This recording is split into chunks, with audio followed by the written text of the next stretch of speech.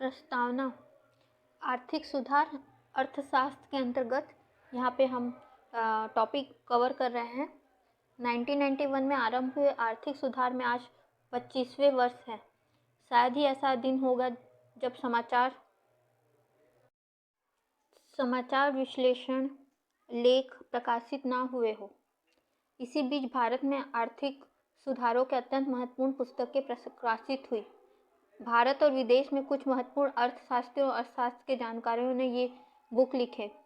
विद्यार्थी विशेष अर्थशास्त्र के अंतर्गत आने वाले आर्थिक सुधारों के लिए लाभ हानि के बारे में बतलाया। आर्थिक सुधार के अंतर्गत देखेंगे कि किसी अर्थव्यवस्था में सरकार राज्य की भूमिका को सीमित करती है, निजी क्षेत्र की भूमिका को विस्तारित करती है। आर्थिक सुधार की प्रक्रिया लेखक की विद्यार्थियों के साथ कक्षा में चर्चा संवाद के आधार पर समझ सकते हैं। इसको वैकल्पिक विकास रणनीतियाँ अर्थशास्त्री अर्थव्यवस्था के कार्य प्रदर्शन को अंतरों को वास्तव में लाने की कोशिश करता है।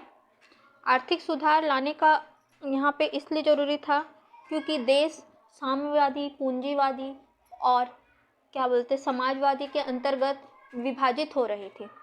हर जगह का अलग अलग अर्थशास्त्र इकोनॉमिकल कंडीशन था। योजना मॉडल को देखते हैं हम। योजना मॉडल के अंतर्गत पूंजीवादी नीति, हस्तक्षेप का सिद्धांत, सोवियत संघ में आर्थिक नियोजन मॉडल, संरक्षणवादी आर्थिक नीति, ये सब आएंगे। सोवियत संघ के उत्थान में यूरो अमेरिकी देशों में पूंजीवादी तरीके से विकास रणनीति अपनाई गई थी। पूंजीवादी अर्थव्यवस्था में अहस्तक्षेप का सिद्धांत पालन किया गया था। अहस्तक्षेप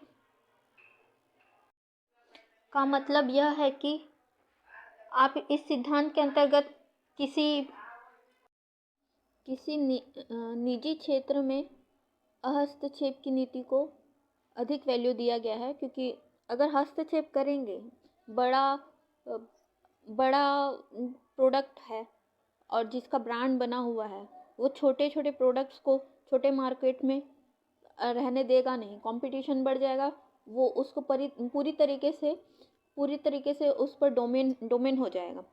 तो इससे क्या होगा, छोटे व्यापार कार्यकुशल के लोग पूरी तरीके से उनका जो कार्य रहेगा वो ख़त्म हो सकता है। इसलिए अहस्तक्षेप का सिद्धांत पालन किया गया। आर्थिक नियोजन मॉडल के अंतर्गत देखेंगे, चीन ने 1949 में इसे अपनाया था। विकासशील देशों में अपनी स्वतंत्रता की उपलब्धि के लिए समाजवाद के विचार से प्रभावित होकर इस नियोजन का रास्ता अपनाया था। इन देशों की सरकारों ने नियोजित विकास में केंद्रीय भूमिका में हाथ में लिया। अर्थव्यवस्था को विदेशी उपनिवेशवादी से प्रभावित थे, इस चीज़ का डर था, इसलिए उन्होंने बड़ी बहुराष्ट्रीय कंपनियों के चंगुल में ना फंसे और संरक्षणवादी आर्थिक नीति को संभालने की कोशिश करने लगे।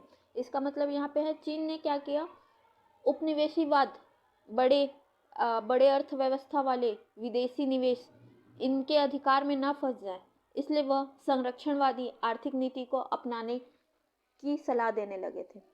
इसी को आयात प्रतिस्थापन कहा गया।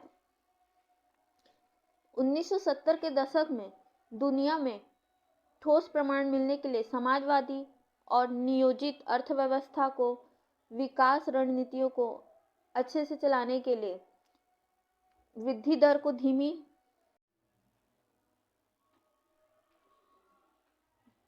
दर धीमी और निम्न थी, ठहराव का शिकार था।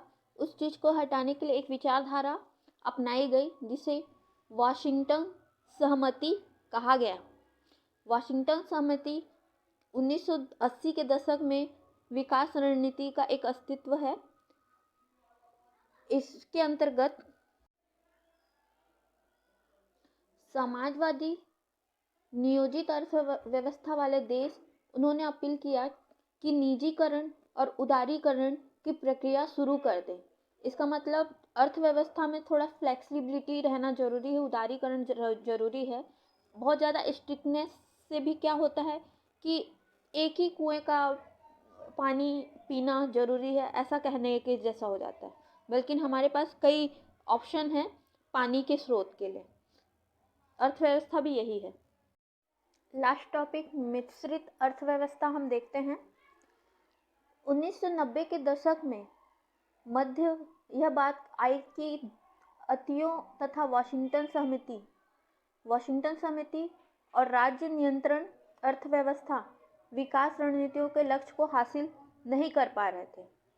पूर्वी एशिया के देशों की सफलता का दौरान 1997 और 98 के दौरान आर्थिक संकट के बावजूद भी वाशिंगटन सहमति वाले नियोजन मॉडल करने वाले देशों की तुलना में बिल्कुल अलग थे।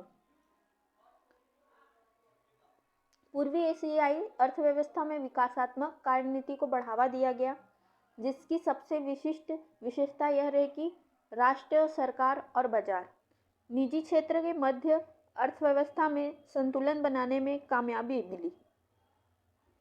मिश्रित अर्थव्यवस्था एक नया प्रकार था। मिश्रित अर्थव्यवस्था एक नई सोच थी जो मुक्त बाजार की ओर झुकी हुई थी। इसमें राष्ट्र और बाजार का संतुलन मिश्रण अर्थव्यवस्था में आर्थिक आवश्यकताओं के अनुसार था। पूर्वी एशियाई देशों में बाजार मुखी नीतियों का अनुसरण किया गया था और इसमें बाजार को बढ़ावा और नियंत्रण किया गया। तकनीकी रूप से किसी भी देश की आर्थिक नीति को उपरोक्त 3 वैकल्पिक विकास कार्य नीतियों के बदलना आर्थिक सुधार है। विश्व इतिहास में कार्य नीतियों के बदलाव में आर्थिक सुधार करने के लिए बाजार की ओर झुकाव जरूरी है, तभी आर्थिक सुधार किया जा सकता है। भारत के मामले में हम देखेंगे तो 1990 के दशक में भारत में आर्थिक सुधारों के कार्यक्रम प्रारंभ किए गए थे। उसमें निजीकरण, उदारीकरण, राष्ट्रीयकरण इत्यादि के संबंध में आर्थिक सुधार मुख्य आधार बना हुआ था। 1990 के दशक में विश्व मत मिश्रित अर्थव्यवस्था की तरफ थी। अन्य परिवर्तनशील विश्व अर्थव्यवस्था में प्रभावित करने वाला था। विश्व व्यापार संगठन WTO वैश्वीकरण के पक्ष में था। विकासशील अर्थव्यवस्था मिश्रित अर्थव्यवस्था की आयोजना में मुख्य विकास कार्यनीति थे।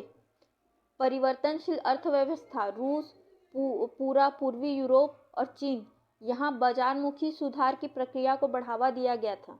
वैश्विक परिवेश में विकास और प्रतिस्पर्धा और एक राष्ट्र प्रभुत्व वाली अर्थव्यवस्था मुक्ति, दूसरी ओर बाजार और राष्ट्र के मध्य संतुलन की आवश्यकता थी। प्रत्येक ने अपने ढंग से अपने पक्ष में परिणाम प्राप्त करने का प्रयास किया। ठीक है, यहाँ पे क्या बता रहा है? मिश्रित अर्थव्यवस्था बड़े बड़े देश जहाँ की आबादी अधिक है उन्होंने अपनाया था।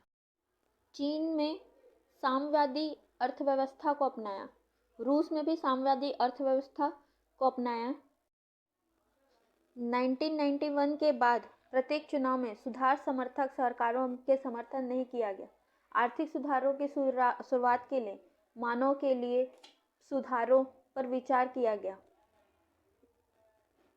जनमानस के सुधारों में श्रम को जोड़ा महसूस किया गया। मिश्रित अर्थव्यवस्था में मानव के लिए सुधारों इस नीति को अपनाया गया था। ये ना तो पूंजीवाद था और ना ही साम्यवाद था। पूंजीवाद में एक ही इंसान बहुत ज़्यादा पावरफुल हो जाता है और उसके अंडर में कार्य करने वाले लोग होते हैं, लेकिन मिश्रित अर्थव्यवस्था में आपको समाजवाद को लेकर चला जाता है, वहाँ पे मानव के हित पर कार्य किया जाता है। Subscribe to my channel Santoshi Tutor. Press the bell icon. Thank you.